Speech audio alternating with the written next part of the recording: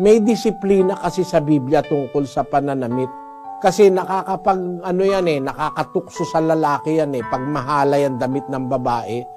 Kaya ang lalaki nangangalon niya tuloy kahit sa mata lang. Ang utos kasi sa Bagong Tipan sa 2:9 ganito. Gayon din naman na ang mga babae ay magsigayak ng mahinhing damit na may katimtiman at hinahon. Ang damit na rekomendado sa babae, mahinhing damit, may katimtiman at hinahon. Hindi naman kasi matimtiman yung magdadamit ka ng magpapantalong ka, hapit na hapit, markang-marka yung puwit mo, pati panty, nakamarka kung minsan Pag nakita ng lalaki, hindi mahinhin yun, nakakaisipan lalaki ng masama Pero kung halimbawa, slacks na hindi naman mahalay, okay lang, hindi naman mahalay yan. Pero kung halimbawa, yung damit na panlalaki, naka-t-shirt, na yung susuwe nakamarkang-marka, tapos yung puwite markang-marka dun sa pantalon na hapit, mahalay sa babae yun. May disiplina kasi sa Biblia tungkol sa pananamit. Kasi nakakatukso sa lalaki yan pag mahalay ang damit ng babae. Kaya ang lalaki nangangalon niya tuloy kahit sa mata lang. Basahin natin ang Mateo 5:28. Datapwat sinasabi ko sa inyo na ang bawat tumingin sa isang babae na taglay ang masamang hangad ay nagkakasala na ng pangangalon niya sa kanyang puso. Kahit hindi mo pa nga sinisipingan yung babae, tinitingnan mo pa lang na masama ang hangad mo dahil masama nga itsura nakalabas ang dede. Merong babae kung magdamit, nakalabas yung kalahati ng dede Tapos nakalabas yung pusod.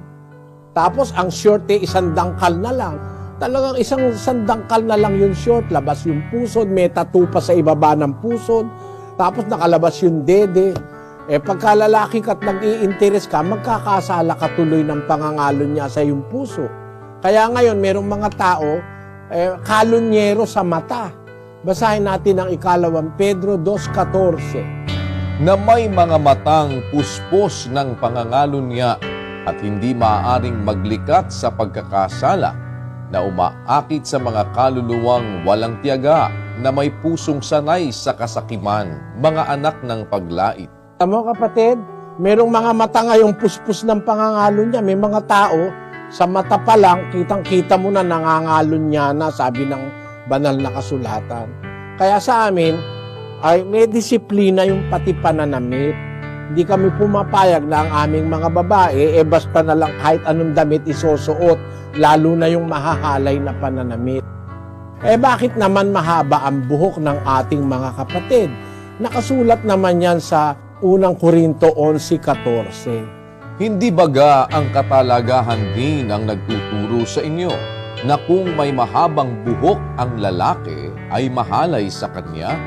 Datapwat kung ang babae ang may mahabang buhok ay isang kapurihan niya sapagkat ang buhok sa kanya ay ibinigay na pinakalambong. Yun. Ang lalaki, pag mahaba ang buhok, mahalay sa kanya, sabi ng salita ng Diyos. Pero pag ang babae, mahaba ang buhok, kapurihan niya. It is a glory to her. Sabi. Kaya ganun, kapatid. Yun ang reason kasi nasa Biblia yun no?